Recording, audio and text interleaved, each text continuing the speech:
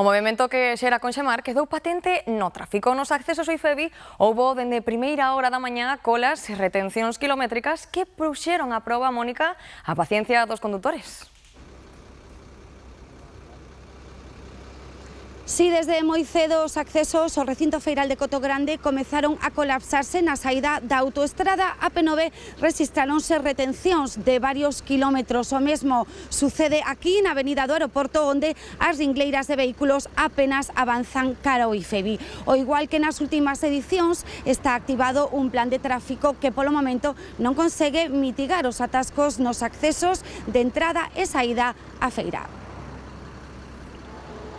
O peche dunha das entradas á AP9 desde a avenida do Tranvía para converter esta estrada en sentido único e gañar capacidade non conseguiu desconxestionar os accesos ao IFEBI nin evitar o colapso na autoestrada, onde se formaron retencións de varios kilómetros.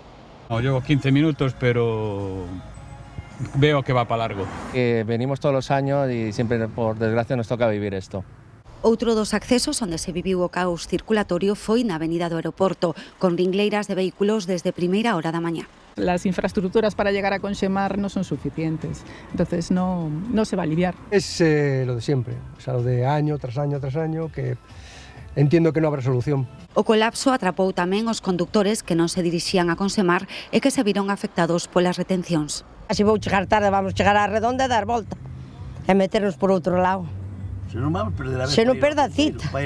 O plan de tráfico activado foi moi similar ao das últimas edicións, con todo, as limitacións nos accesos ao IFEBI impiden que o tráfico non sexa fluido durante a celebración de grandes eventos.